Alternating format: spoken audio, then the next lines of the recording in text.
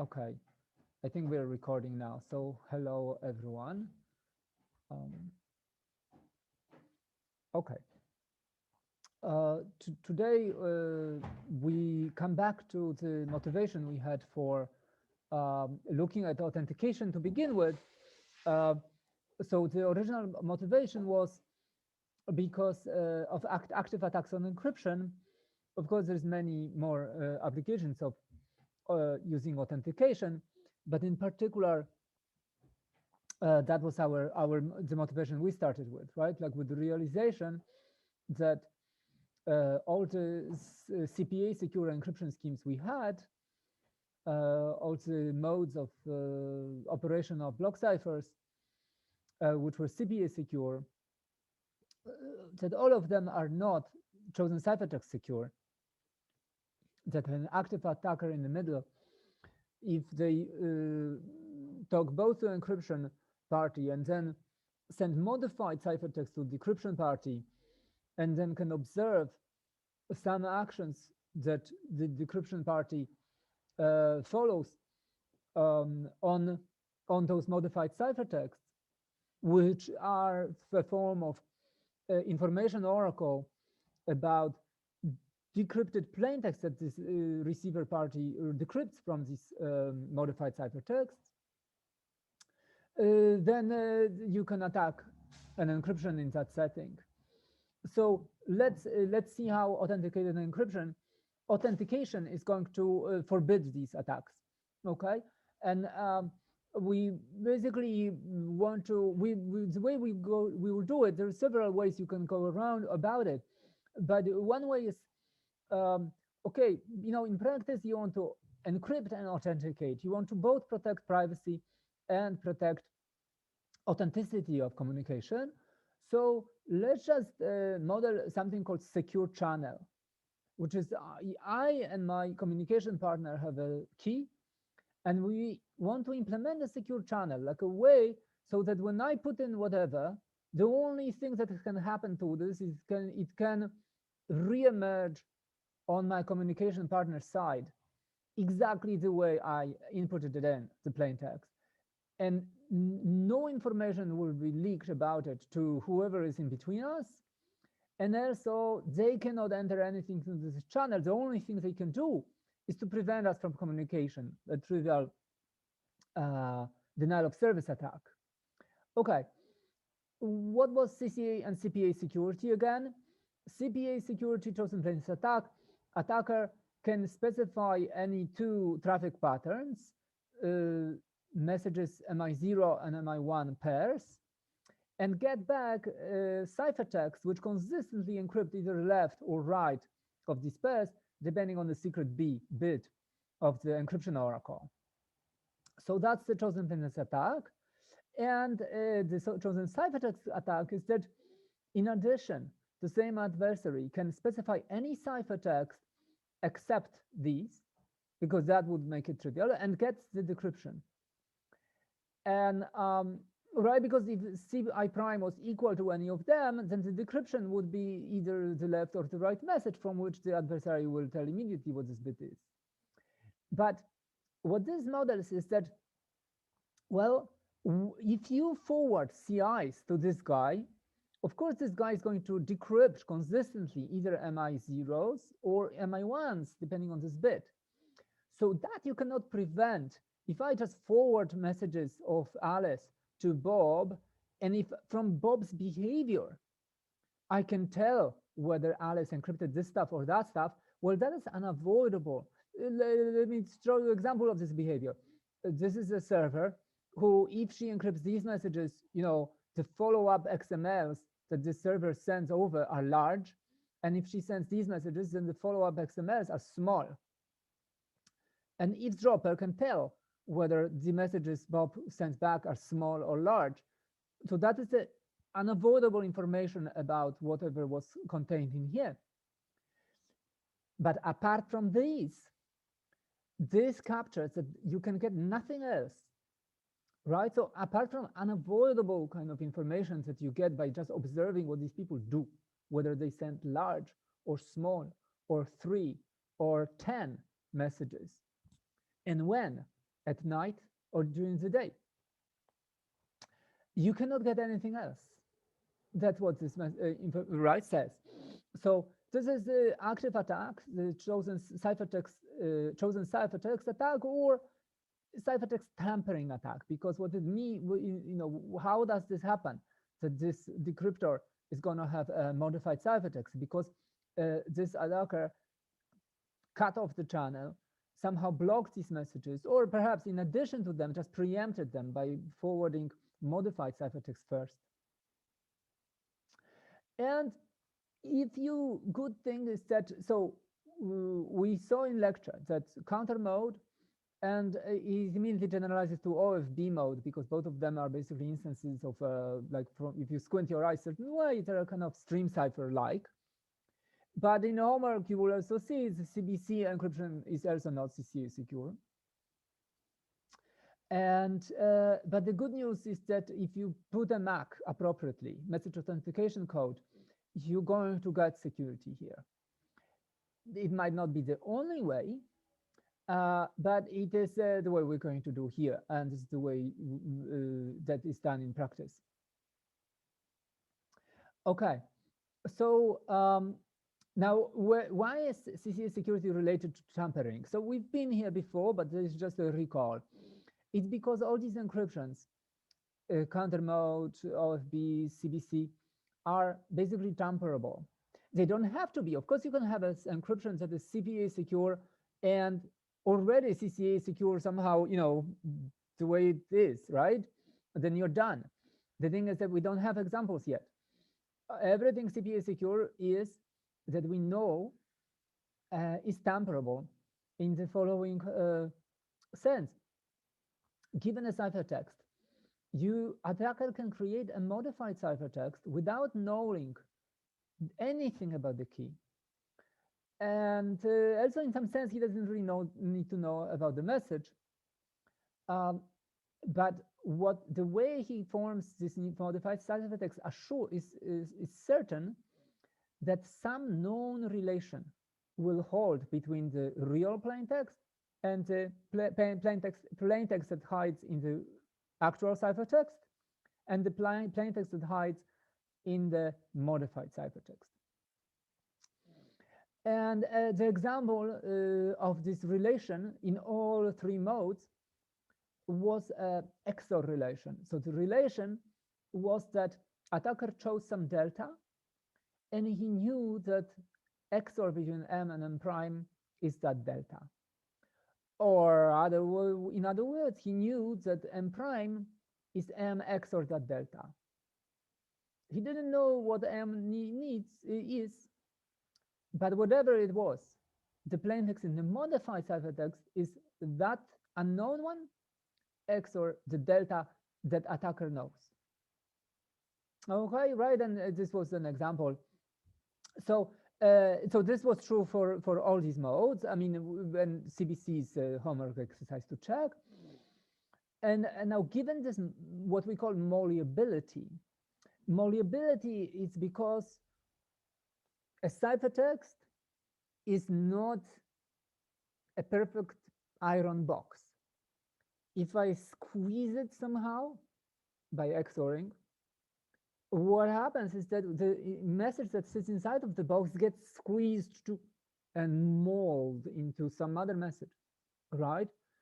And so that's why we call those encryptions malleable, because there is some public procedure that attacker can take to the ciphertext and squeeze it, and the modified ciphertext contains a related message. And non-malleable encryption is that which is you cannot do it. There is no efficient algorithm that would accomplish this. Okay, why is malleable encryption immediately not CCA secure? Because if challenge ciphertext is an encryption of either M0 or M1, but attacker can maul this ciphertext and create a related one that such that the plaintext behind C prime is related to the plaintext behind C, which is MB, by this known relation R, then if CCA attack decrypts the C prime and outputs an M, this would be better if I call it M prime, then the malleability means that there's a relation holds between this message, decrypted message, and MB. And because attacker sees this message and knows the relation, so therefore he can test, does the relation hold on M0 or does the relation hold on M1? And it's easy to pick a relation that is guaranteed to hold only on 1. That's all he has to do. So the way we will make encryption CCA secure is by basically making it non-malleable, by preventing precisely these types of attacks, okay? So, or non-temperable, unmalleable, non-malleable, whatever you wanna, all of these names are okay. So we'll present actually this higher level concept called authentication encryption, which is like a secure channel between sender and receiver. And we'll see that in particular, it implies CCA security. And then, of course, we'll ask, how do you accomplish this? And we'll see that there is not a hard way from CPA-secure encryption and a MAC. Okay? But there will be still some surprises in the way this combination works. Okay, so what is this high-level concept of authenticated encryption? Well, it is a form of encryption, so it's encryption and decryption algorithms. Encryption has the input-output as you expect. Given a key and a message, it outputs a cipher in the ciphertext space. Decryption's inputs are the same, key and ciphertext, but it's the outputs that can differ. So a decryption algorithm can output a message in the message space the usual way, but it also can output the special symbol, which we call bot, which stands for rejection. So a decryption given a key and a ciphertext can also have a new type of output, which is, I reject this ciphertext. I don't like it. Like, I'm not gonna decrypt it. Okay, I just treat it as a bunch of garbage that, somebody just happened to send me for no reason, for no apparent reason. And that is not a novel concept. Indeed, message authentication scheme would, for message authentication, this is a standard output, right? Message authentication gets a message and a tag and decides this is correct or not. The not correct means that it rejects it, right?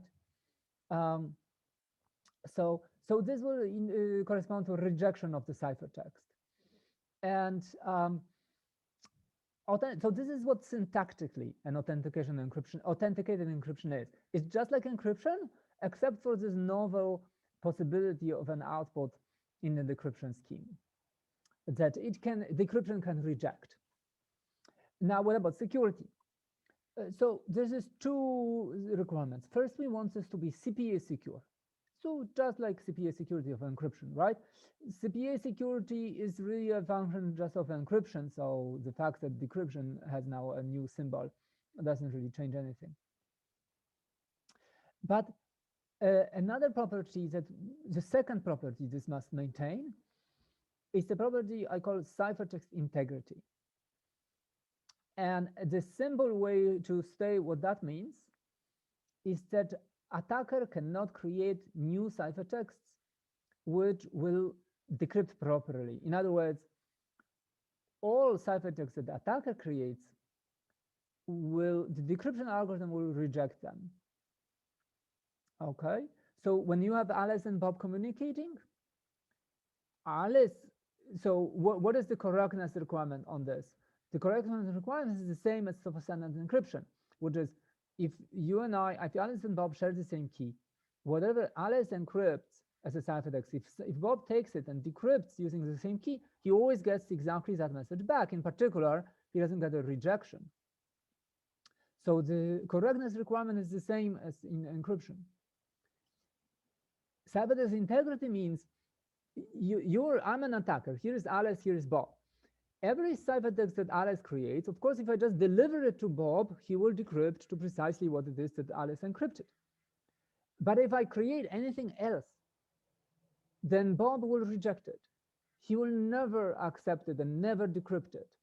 That's what this ciphertext integrity property says. Indeed, this is exactly the same as MAC, right? Because that's exactly what happens in MAC. In a MAC, whenever Alice sends some messages MAC'd, if I deliver them to Bob, Bob will accept these MACs because of by MAC correctness and pass the messages to a higher level in his application. But in spite of seeing many of these message tag pairs, if I create anything new, then Bob is guaranteed to reject it. That's the authenticity of a MAC. It's the same, but specialized to ciphertexts. Okay, so here is the game. Adversary says, because it's specialized to ciphertext, so now the challenges are plain text, and he gets ciphertext. He specifies new plain text, he gets ciphertext, etc. And he wins, attacker, if he specifies any ciphertext such that the decryption does not come out with rejection. So in other words, the ciphertext is not rejected, but it is new. So it's not any of these CIs, right? So obviously, if C is equal to CIs, it's going to be, it will not create a rejection. It will create the corresponding MI.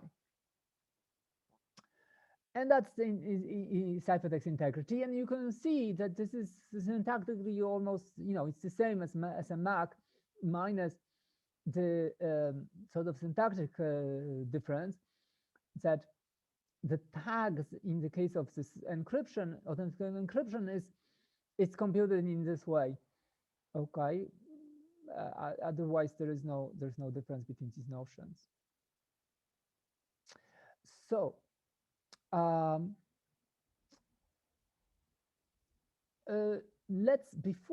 this is our goal.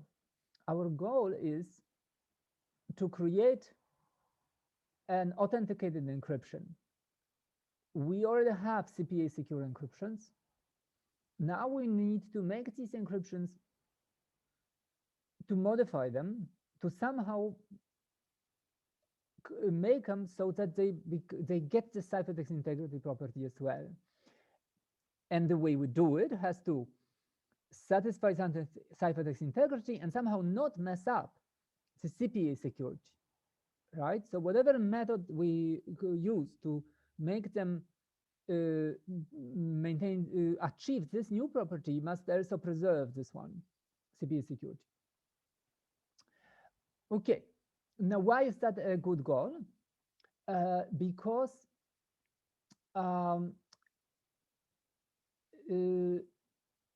so in other words, an authenticated encryption is an encryption scheme that is CPA secure, and in addition has this ciphertext integrity property. And just as a sanity check, all the CPA secure model encryptions do not have ciphertext integrity, right? Because it's by the same malleability. I mean, in fact, the reason they don't have ciphertext integrity is even simpler. Attacker in this game can send any bit string here, and that bit string is not going to be rejected. Why? Because CBC mode, OFB mode, counter mode, none of them have even an option to reject. They always output something. So it's trivially this cannot be achieved, right? They just, these encryptions never reject anything. They cannot have ciphertext integrity. And that's what I say here. Okay. Now, if you had authenticated encryptions, or encryptions that was CPA secure and had ciphertext integrity, then in particular, you would have authenticity of communication.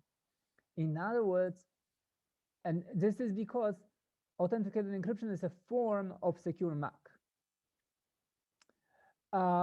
In other words, an attacker cannot forward anything to Bob and make him accept it unless Alice really sent that thing, right? So however many messages, and let them be chosen by attacker.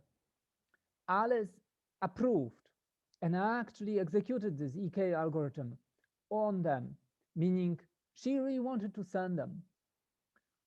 So she sent, and these are the ciphertexts. See, of course, attacker can forward these CIs, and what will the Bob do with them? He will decrypt them as into MIs, but that's okay because Alice really sent them. Anything else attacker creates cannot work, right? Because if this has if the authenticated encryption by the authenticity property of authenticated encryption, sending anything else here will result in Bob rejecting. So that's it. Okay. So if you basically say, here's my MAC, I take an authenticated encryption, and my MACs are just ciphertexts. In fact, you don't have to send. Normally, you would send plain text and a MAC. Here, you don't have to send the plain text, but you can. It doesn't hurt anything as far as MAC is concerned. Note that authenticated encryption does not prevent replay. So what attacker can do is to resend the same CIs multiple times. This we don't protect on this level. So this has to be protected on an application layer or some higher level, communication, right? Like a GCP that has windows and offsets and maintains message counters. And if there is a replay, it doesn't forward them up the protocol stack. Okay. Now this, so that is the expectation implication you expect. But here is another one. Authenticated encryption actually is CCA-secure. So the moment that you have an encryption that is CPA-secure and has ciphertext integrity, it's automatically CCA-secure. Okay, namely, in particular, the best attack, CCA attack, is bounded by the advantage against ciphertext integrity of the same encryption scheme, multiplied by the number of queries that the CCA attacker has, and the advantage against CPA security. So if this is negligible and this is negligible, then so is this, because this is polynomial. Okay. Now, why is this hold? And we'll just do proof by picture. Okay, proof.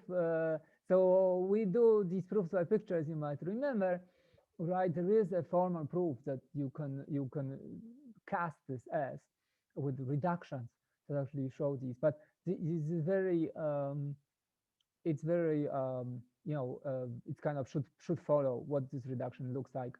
It should follow this from these pictures.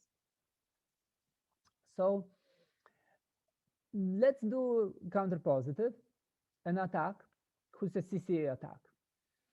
And let's just simplify the attack. So normally you have CPA queries and CCA queries and a challenge, but let's take a left and right notion of CPA security so that this is concise. So I don't have to separate between challenge queries and CPA queries. These queries are both. Okay, so the attacker sends these pairs, MI0, MI1, for every I, and gets back ciphertext, which always consistently encrypt either left, in this case, or the right, in this case. So here is the challenger with bit B equals 0. He always encrypts the left messages. And here is the challenger with bit B equal 1. He always encrypts the right message. And in addition, this is a CCA attack. So attacker can send any ciphertext as long as it's different from these and get back the decryption. Okay. Now let's take a first move.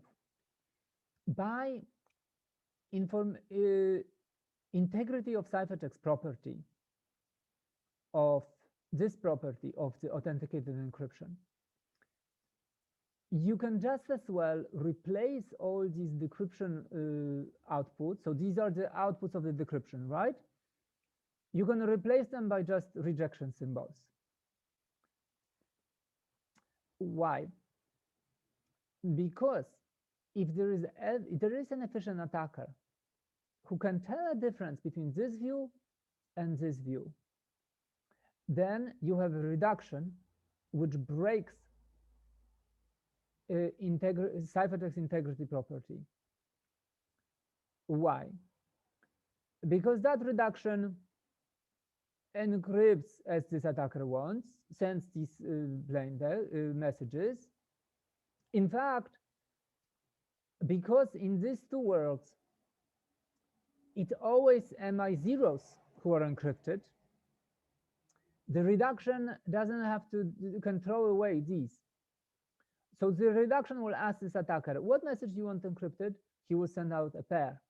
The reduction kicks out this part and just says, please encrypt MI0. The challenger in the ciphertext integrity notion accepts ciphertext and encrypts them. So he will send back an encryption of this MI0. The reduction will turn around and just forwards this encryption here to the attacker. Now, at some point, also in between both, in any order, the attacker says, oh, here is the CCA query. What the reduction I have to do is to simply guess, let's say there are Q of them. It will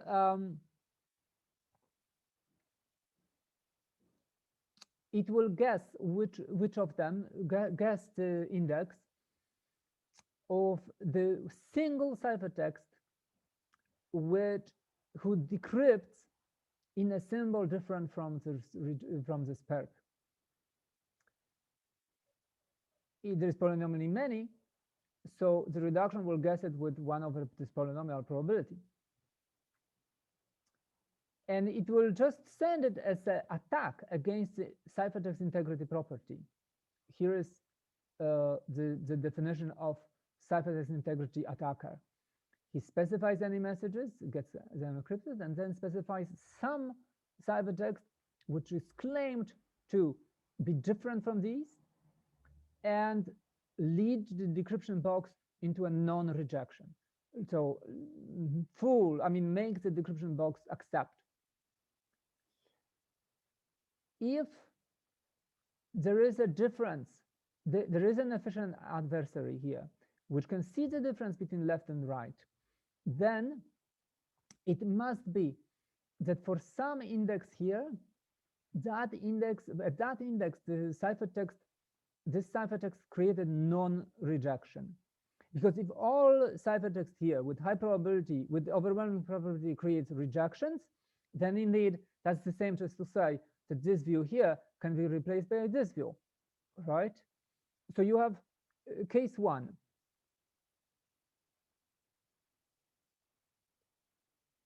For all ciphertext here with overwhelming probability, so at most 1 minus negligible, this thing always creates a rejection. If that is true, then this whole view and this whole view are indistinguishable. So there is case 2, which is that for 1 at least, there is a higher than negligible probability, then this decryption will not be a rejection. Let's guess that index. That's what the reduction here will output as the ciphertext. Okay, and that's why in this thing we have the reduction will achieve this advantage over 1 in Q.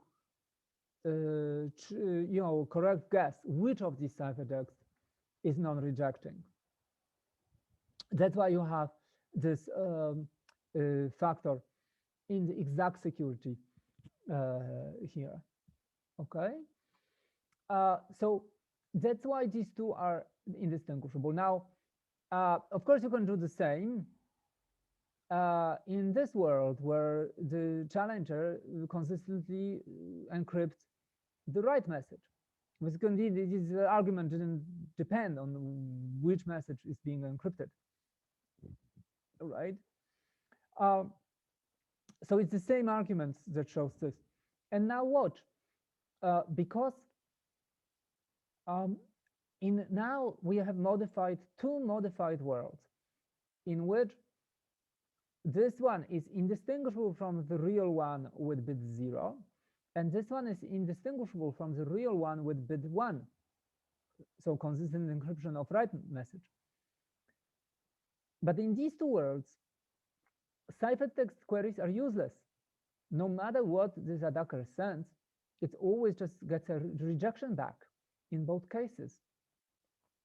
So basically, you can see that this is a useless stuff. This can be emulated by, you know, a trivial algorithm that just sends this rejection, whatever it is that it gets as an input. So I can just as well eliminate them from the picture. And what I'm left is, well, if there is an attacker who can tell the difference between this view and this view, then he's a CPA attacker, because that's a definition of a CPA attack, right? The left versus right notion of chosen plaintext attack security.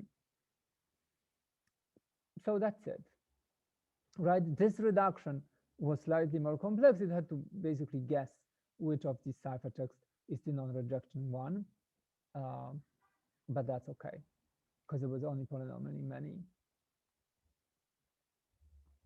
Okay. Okay, and by standard argument that indistinguishability is transitive, you get indistinguishably from the two pictures on the left-hand side, which you want, and that shows CCA security. Okay, there is no a symbol here that says that these ciphertexts here have to be different from all of those.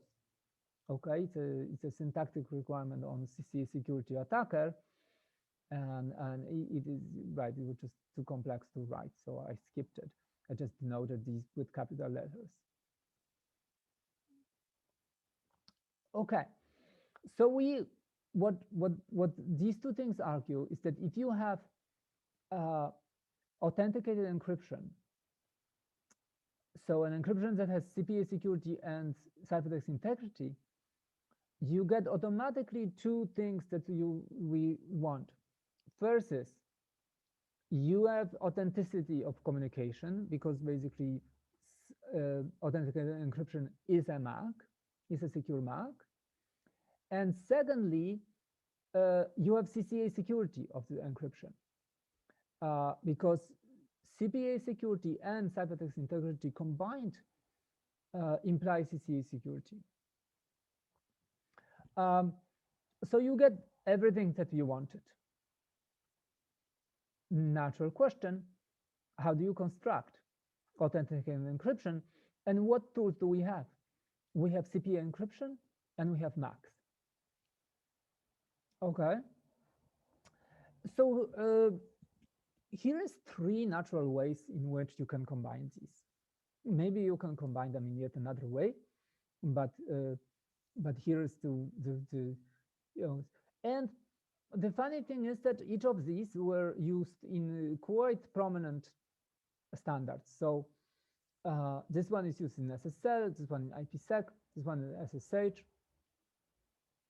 and many other applications, use encrypted communication will end up using one of these three. So let's start with a CPA encryption E, and let's denote its key. So with KE, it's an encryption key.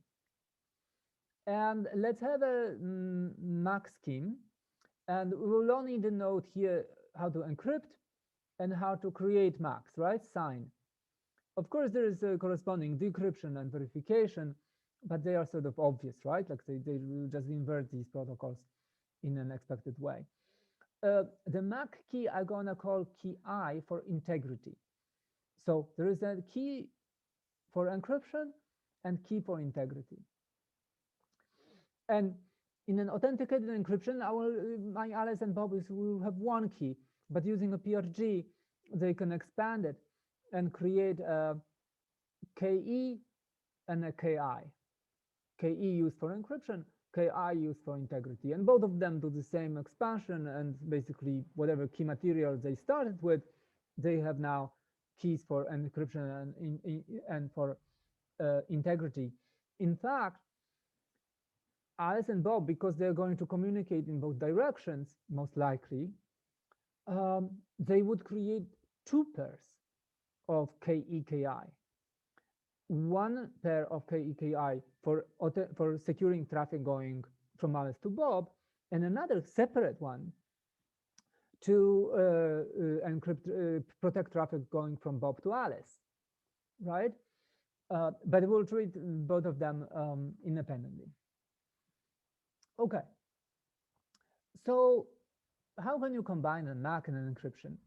Here is a way called MAC then encrypt. So the first algorithm that goes, so given a message that Alice wants to send, she will first use the MAC algorithm to create a tag, and then given the message and a tag, she will then encrypt them both. Okay, so basically the ciphertext that she will create is an output of an encryption on the encryption key applied to a plain text that is message with a tag concatenated, right? So a concatenation of a message and a tag. What does decryption do?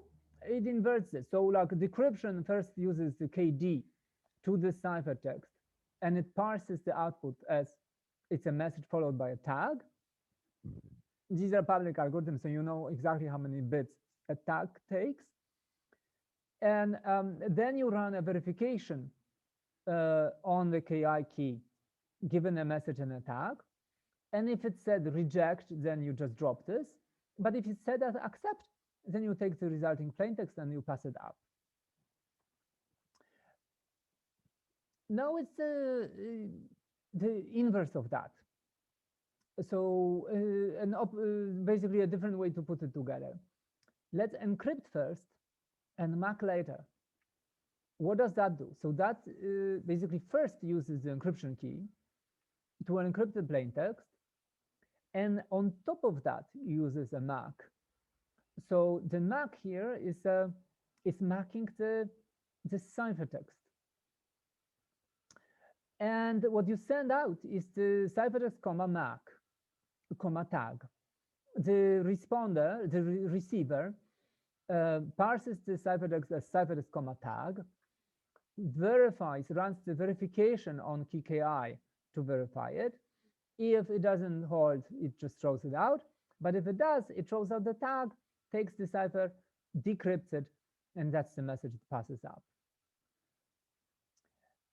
A third way, you do encryption and tag in parallel. So you encrypt the plaintext, just like in here, but also at the same time, you sign it. You create a tag. And then you just slap together the ciphertext and the tag on the plaintext. The receiver, I guess, can parallelize this and can both decrypt the plaintext and verify that the cipher. No, in fact, it cannot. So the sender is parallel here. He can create the ciphertext and a tag separately, but the receiver has to first decrypt the cipher to create the message, and only then it can verify, right, that this tag and the message is correct, and then it passes it up. All right. So these procedures are naturally sequential. You do macking first, encryption later, or encryption first, macking later. This one can be parallelized, but the reception is sequential still.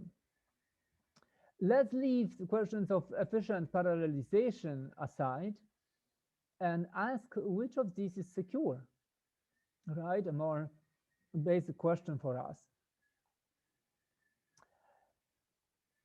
So at this point, I think it's really fair to say, okay, well, I guess you can sort of cheat and just look up in the slides.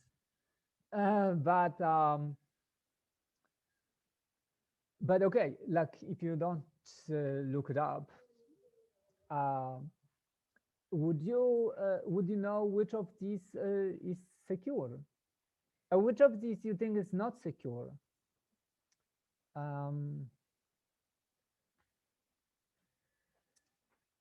Do you have any? And I'm not saying this is easy. In fact, there's many things in crypto. Everything, once you see it, it's sort of deceptively simple. I mean, like, you know, if I showed you this is the way to combine, you'll be like, yeah, sure, of course. And if I showed you, no, this is the way to combine, you will be also like, yeah, sure. And once you see one, you're like, oh, you can do it another. Oh, you can do it yet a third. And maybe you can do a fourth. I mean, in fact, I don't know the fourth, a natural fourth. You know, in everything that we sort of see, in some sense, like once you see how this works, it's kind of like, oh, okay, it has to work this way. It's not really surprising. It's not, but and seeing whether or not this is secure, I would say that like each of them looks secure, right?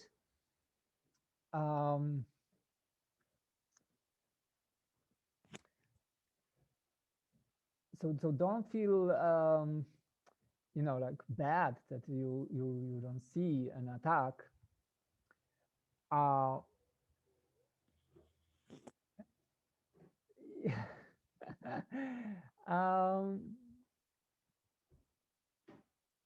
Okay, I take it that nobody sees any obvious attack, and honestly, you know, don't feel bad about it, because it takes a moment. I mean, not more than a moment. So this one is the only really secure one. What does it mean, really secure?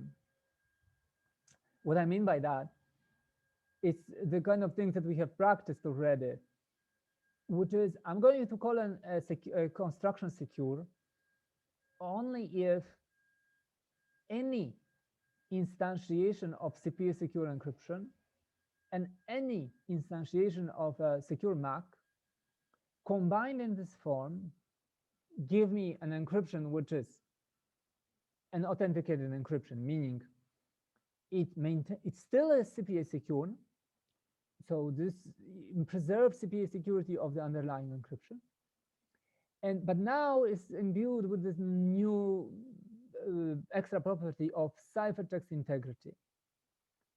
That's what I want. And if there is some way of instantiating these building blocks which will make this construction fail, then I call it insecure, even if for some other instantiations it actually is secure. Okay, because I don't want security to be dependent on the little guts of this guy inside, or some sort of funny properties of this guy inside.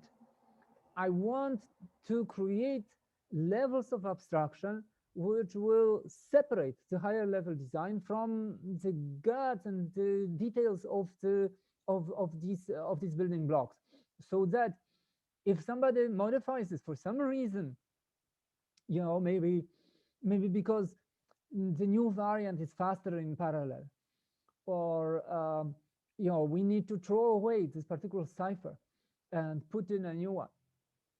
Okay, and on and on and on. Whatever the reasons are that things keep moving along, I don't want to have to re-examine how these two will interact and create, whether or not they will create CCA security and ciphertext integrity on the higher level.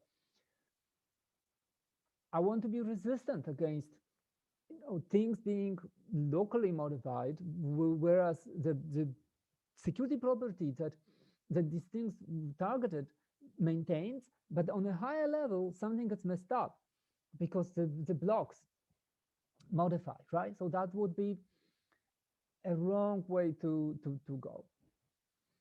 And the same kind of the corresponding fact of give me any instantiation of these building blocks, and I want CPA security and ciphertext integrity actually fails about these constructions, but fails in a different way. This one is in fact not only insecure in the sense that it doesn't work for some instantiations of these. A stronger thing is true. It doesn't work for any instantiation of these. And that is because a MAC, okay, no, you take it back. It's not like that it doesn't work for any. It just doesn't work for a big class. If a MAC leaks information about a message, and recall, a MAC is an authentication mechanism. There is nothing about a MAC that says that it has to protect privacy of the message. All right, a one-time MAC that, if you read out parts of the slides, is a deterministic function, right? Like, so it actually, you can read off information about the message from this one-time MAC. But here is the thought experiment. You give me a secure MAC, and I modify it so a tag that is output is amended by the first block of the message. So it's a modified MAC. It's the original MAC, plus always I stick first block of the message to it. What is the corresponding verification? I would do two verifications. You know what? Even simpler. Receiving this new MAC, which is a tag plus the first byte of the first block of the message, I throw away this first block of the message and just verify the MAC.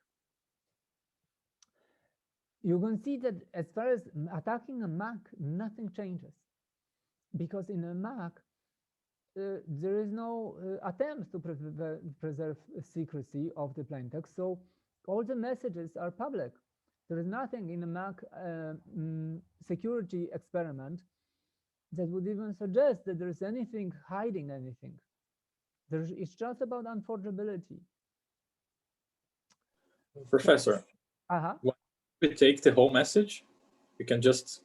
Oh yeah, like, sure, yeah, exactly. So you can also just put why first block? Yeah, sure. Why not the whole of it?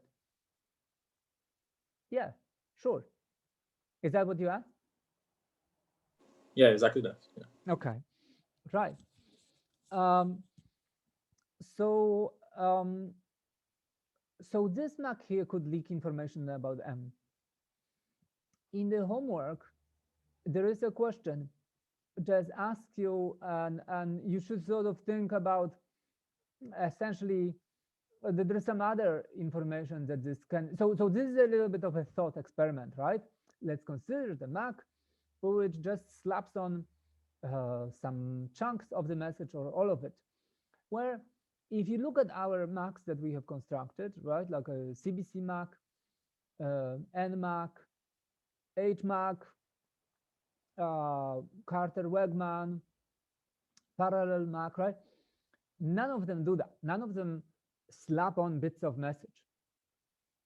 Just because they want to be, this is obviously just bandwidth wasting, right? Like, why increase the size of the MAC by bits of the plain text? So everybody wants a MAC to be as short as you can. So that will be bandwidth wasting. But so you can show that for many of the MACs that we have seen, there is other information that leaks. But I will leave this to a homework. That's a homework exercise. Okay, for you to sort of go through that thought experiment. Now, how about this one? So basically, this is a failed attempt. Now, why? How can it be used then in SSH?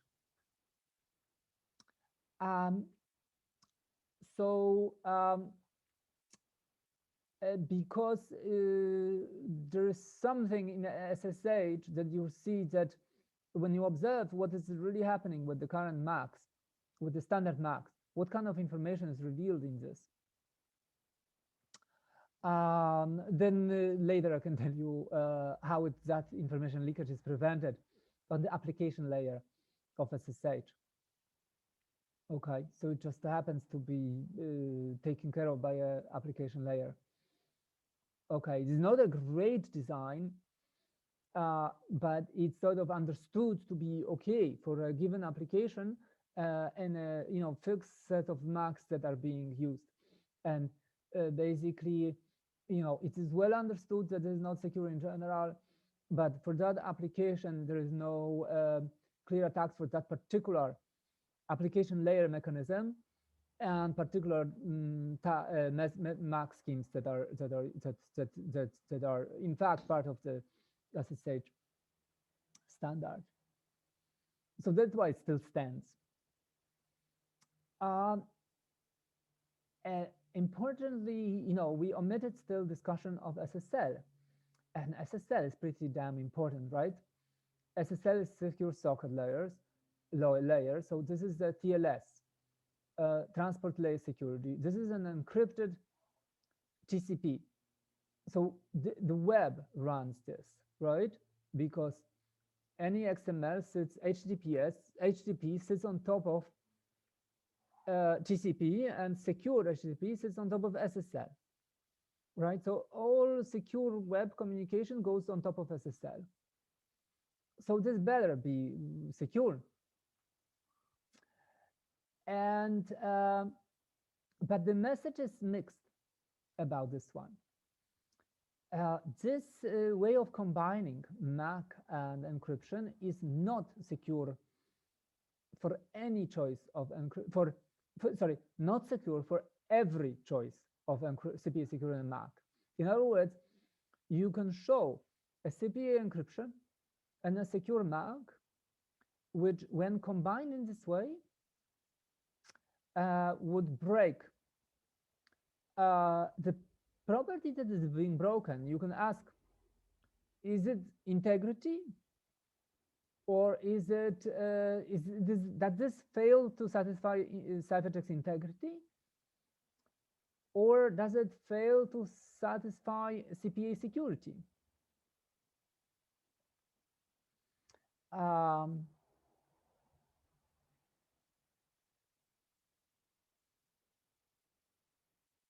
Okay, so well, okay, let's which of these two you can still think that you can argue?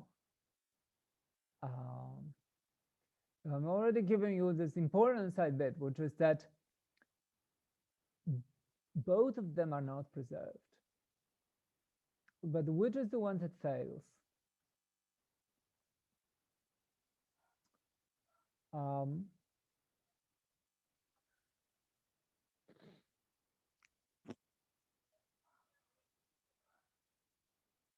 Okay, let's stay with this. Maybe we come back to it soon. So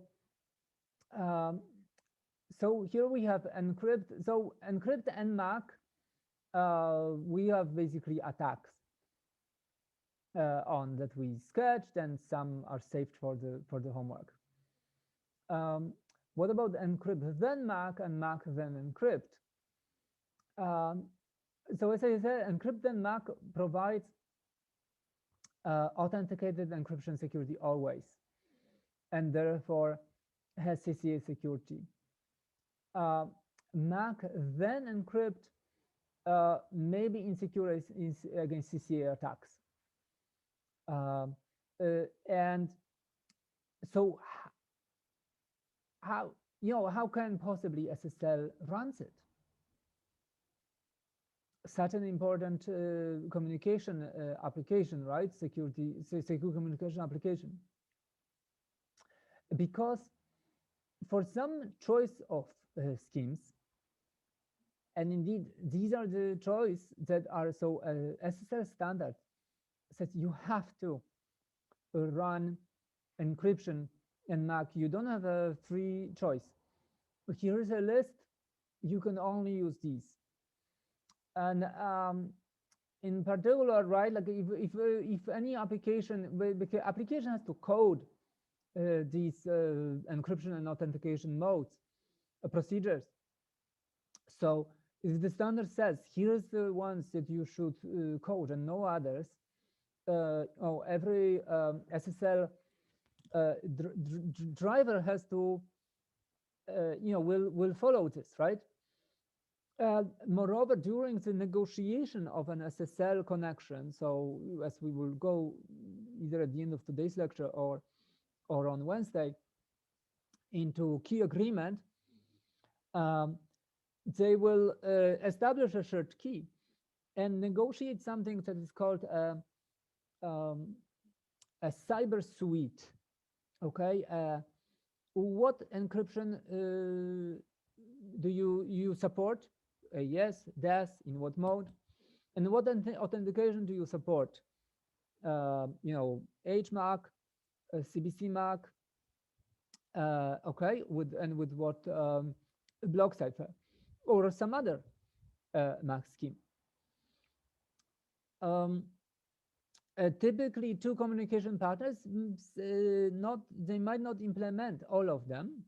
They might only implement a subset. So they basically say, okay, here's the subset of what I do. And if a communication partner says, well, here's the subset that I do, they also might say, okay, and here's the minimal requirement. So I don't use 128-bit keys. Thank you very much. I have to use 256-bit keys. Do you support them?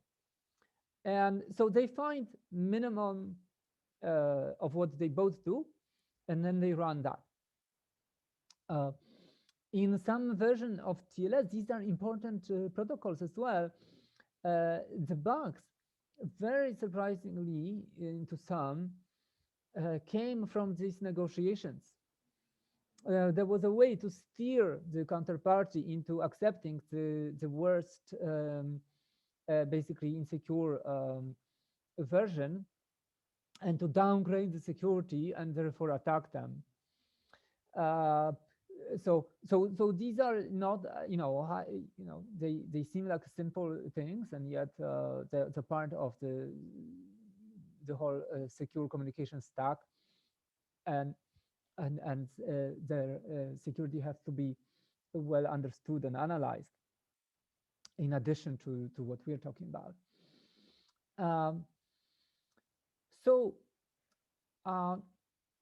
The following is known about MAC and encrypt used in SSL. If the encryption is either randomized counter mode or randomized CBC, which is just CBC, right? Because this randomization refers to an IV. Then message and encrypt, regardless of what MAC you use, as long as it's a secure MAC, does provide authenticated encryption security. So it's preserves CPA security and attains ciphertext integrity.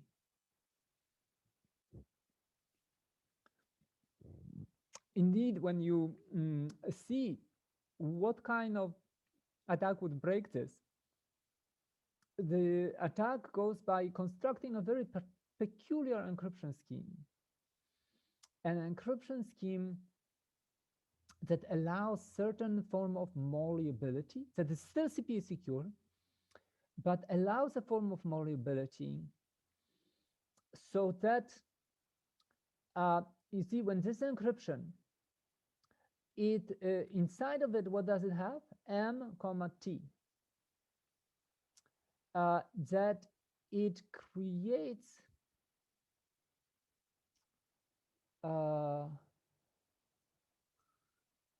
by mulling it,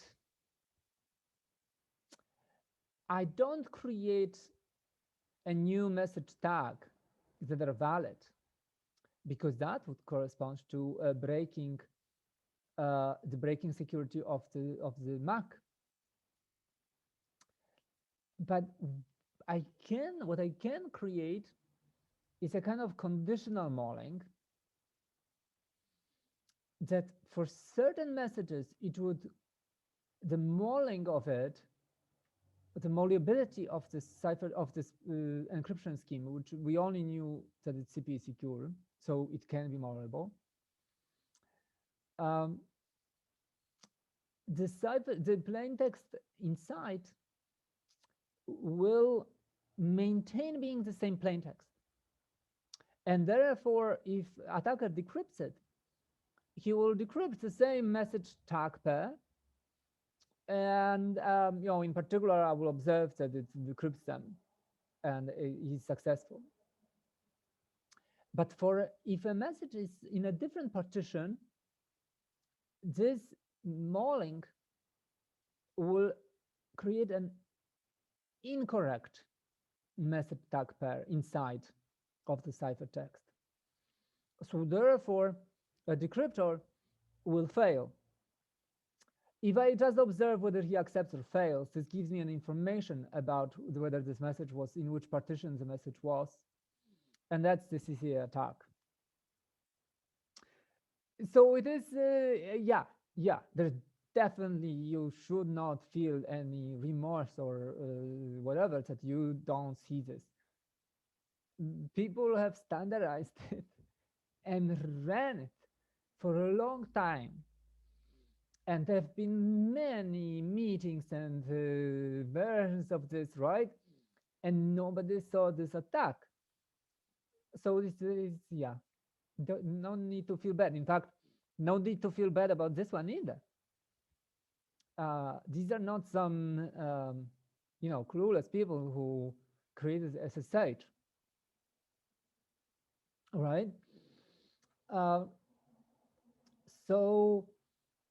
Okay. So that's how you would construct a counterexample. But this it's interesting to see. Can a CPA-secure scheme allow such a funny thing? Well, it allowed XOR malleability, right? We observed that for several schemes that we've seen, right? So how can I modify CPA encryption so that it allows this conditional type of, and you see, okay, so it's interesting question, but if encryption is done in these modes, then first it does not allow this form of malleability, and you can also see that that once you do this, then for these particular modes, you're going to get CCA security. This mode is easier to analyze, right? It's just a big pseudorandom string, yes, that you use as a pad. And what you would, so here, what you would do, you would generate a pseudorandom string by running the block cipher on consecutive counters, which adversary sees, because you're just going to choose a random start point IV. and apply block cipher to IV+1, IV+2, etc., and just XOR all of this with this IV stream. So that particular way, you can see, okay, preserve CPA security and also has ciphertext integrity. And the same holds for CBC mode. And these are very important because, in fact, this is the basic tool that everybody does.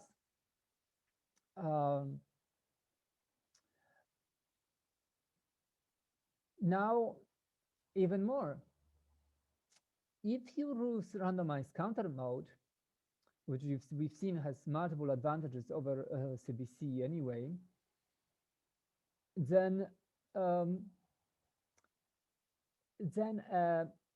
MAC can be weaker. That can be just a one-time MAC. Okay, and now I remember that I did not go over Carter-Wegman in lecture. I said, please do read this slide at the end of the lecture on MACs. Carter-Wegman was a very neat way of using a one-time MAC and upgrading it to multiple usage security by encrypting the one-time MAC in a randomized counter mode, using randomized counter mode of a block cipher.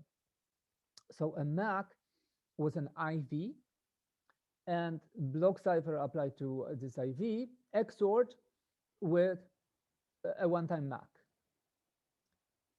And now observe, if this is a one-time MAC, and the way you create this encryption is by counter mode, so is by randomized counter mode, so you XOR this with FK on IV plus whatever shift is needed to get to this block in this whole message,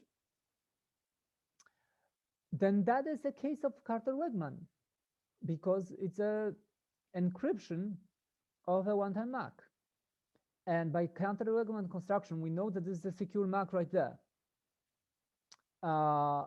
So you basically get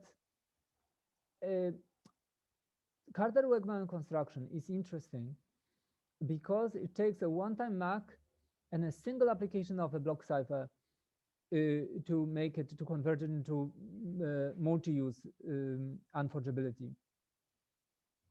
So full security of a MAC. Why is that interesting? Because a one-time MAC is much faster to compute. You can compute them without block ciphers at all. So one-time MAC is can be computed using polynomial evaluation. These are just a bunch of modular mults and adds that are applied to blocks. So you represent your blocks in sufficiently large modulus, perhaps to the 16, perhaps to the 32, also that to optimize your processor inside arithmetics, so you don't have to call any higher level modular arithmetics. You just use native processor instructions on longs or in integers or whatnot. And for every block you consume, you just do a local mult. And sorry, I have some visitors. Hold on a second. Hey, girls, can you, hey, quiet. Okay, thanks. Sorry about that.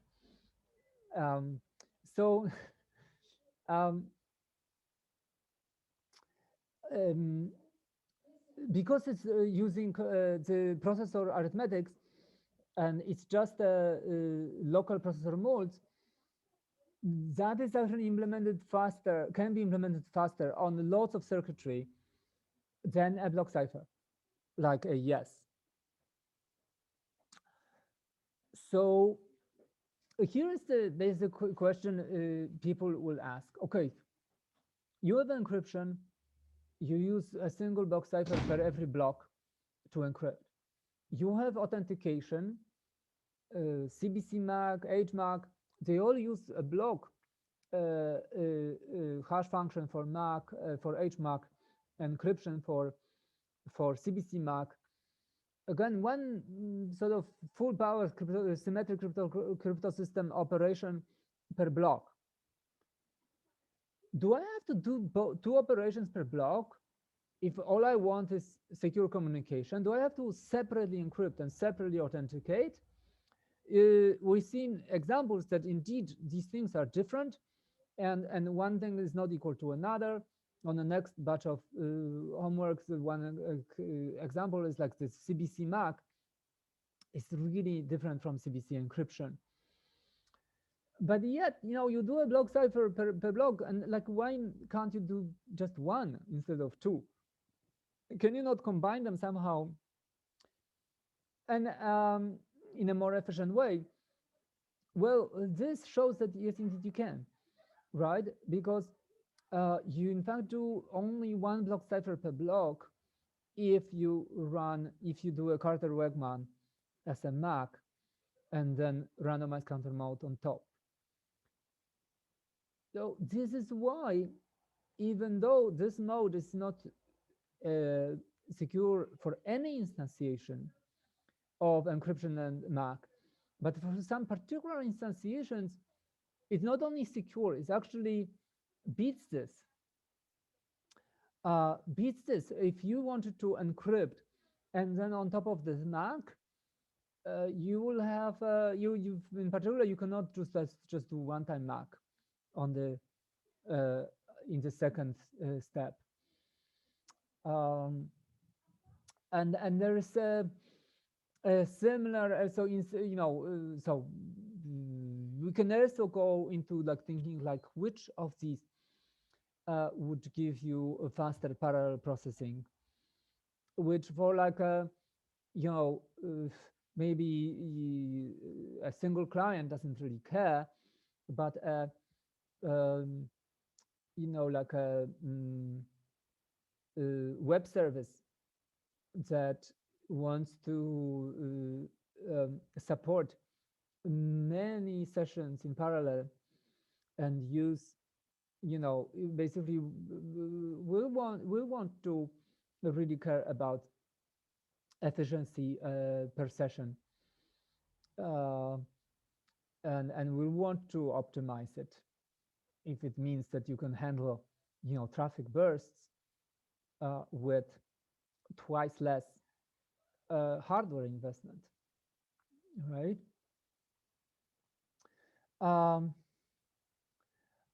And so the standards that are common is GCM stands for Galois counter mode. It's because it is the encrypt then MAC, and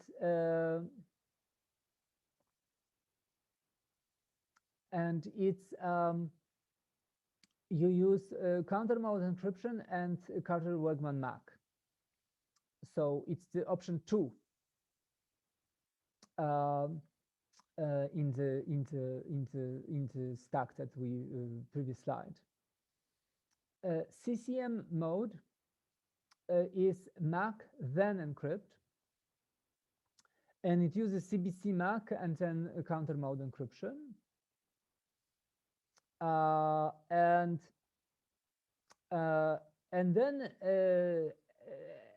also there is another version of encrypt then authenticate, and it's a counter mode encryption followed by CMAC. So all of them support so-called authentication encryption with associated data. In other words, when this is another thing that comes up in applications, typically you want to authenticate everything you send. but perhaps not everything needs to be encrypted. And I'll give you a simple example. What if these are IP control block, right? Just to route, you need this in clear text. So you don't encrypt the IP control bits. You only encrypt the payload, but you authenticate the whole thing. So you can do this. Each of these modes on the previous page, you can run in that mode, and that's what in practice you will want to do. One funny thing that you might not remember, but when we define security of a MAC, we had this kind of a fork between what we called standard security of a MAC and something we called strong security of a MAC. The difference between them was that the standard MAC security said, if I have a bunch of, I specify messages and get tags on them. And perhaps I can create a new tag on that is also valid on a previously marked message. But that's not considered an attack. The only thing considered an attack will be creating a valid tag on some new message. In a strong MAC security, I cannot create, even given a valid tag on some message, if I created another valid MAC tag on the same message, then that would be considered an attack from a point of view of strong, strong MAC security. So why not? Suppose that it was possible for you to, given a message and a tag, create a new tag on the same message. Then one of these modes on the previous page, the secure one, encrypt and then MAC, right? This was this one. In fact, would not be secure, would not have ciphertext integrity. Because given an encryption of messages, right, I would get an encryption, let's say, of one of them. So this is, sorry for the syntax here. The C0 doesn't mean that I'm encrypting M0. What this means is that this is the first block of the ciphertext. And because the second block in the encrypt then MAC, I encrypt, and this is my ciphertext, and then I MAC it. And if it was possible, what is the plain text? What is the message that is being MACed?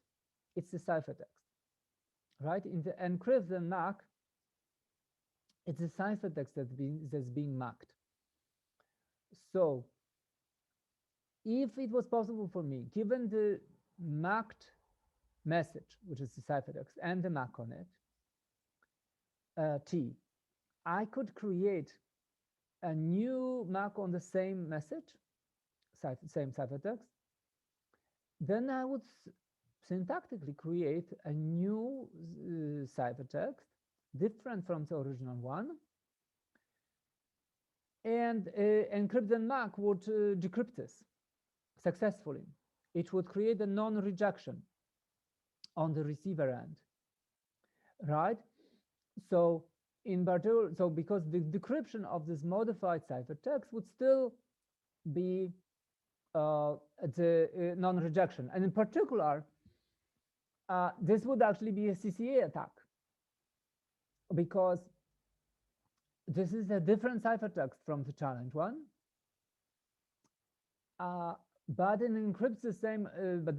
But because this is a tag, a correct tag on the ciphertext, so the decryptor will accept the tag, and then decrypt the ciphertext. So it will decrypt into MB, right? And of course, you get the bit B from that. So that explains this sort of puzzling notion of strong MAC security that we had earlier. We never justified it until now. Without it, this clean statement, it has ciphertext integrity, and therefore it's CCA-secure. Neither of these statements would hold about the only one out of these three that it could possibly hold, okay, in general, namely this one.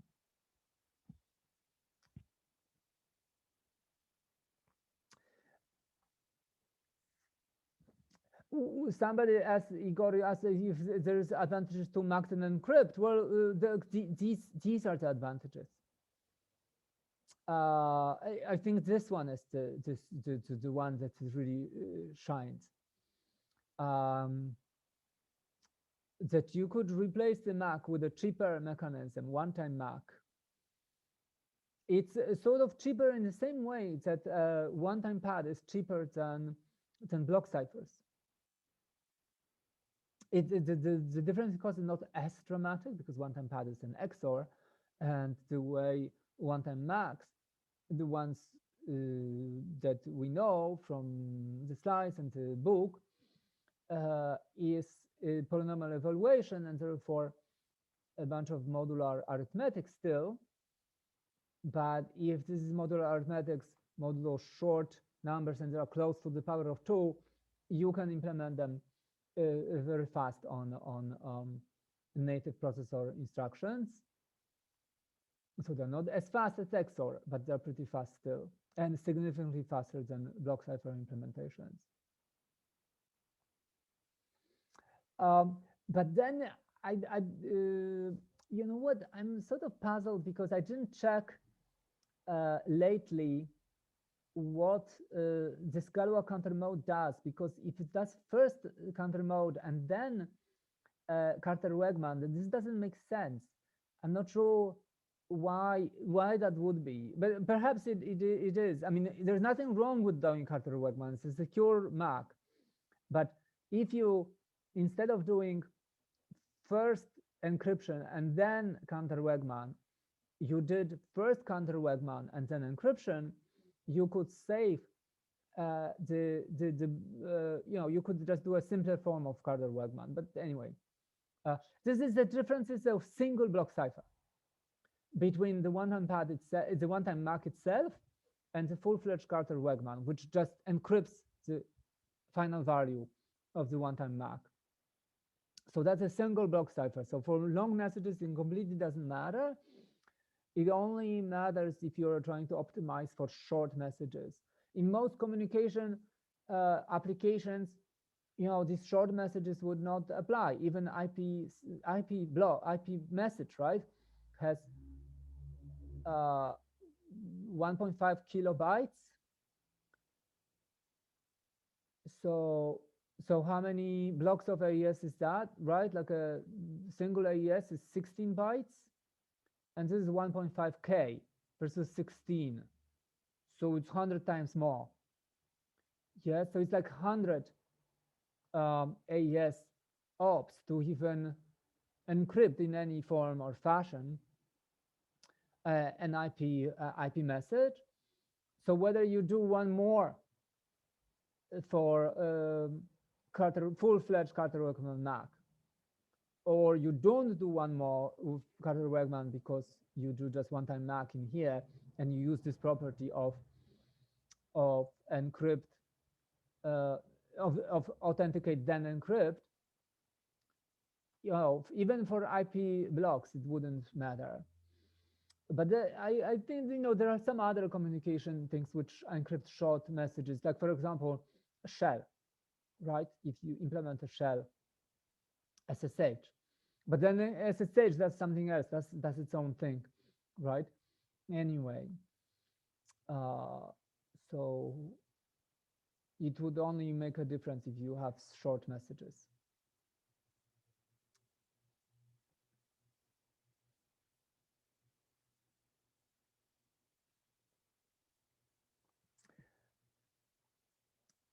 Do you have some comments or questions?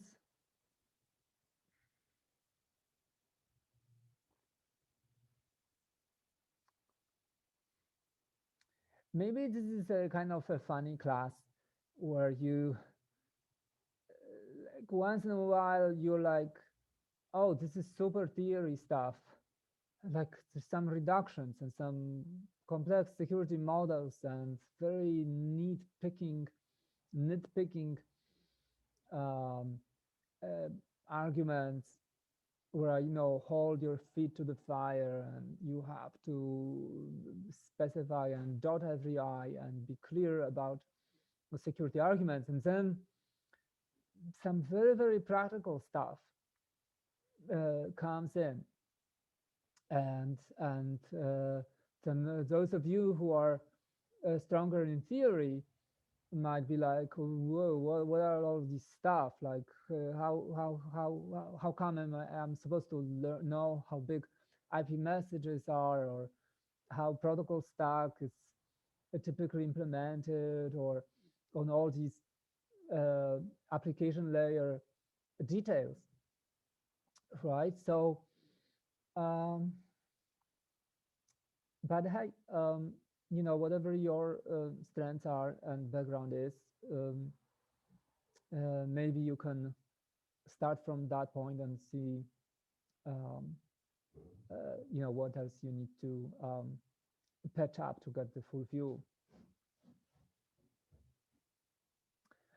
So I think this is a good place to end. So I'll see you on Wednesday. Remember, there's a homework out, and I'll post solutions to the previous one later today. Sorry for not doing this over the weekend. Take care. See you on Wednesday.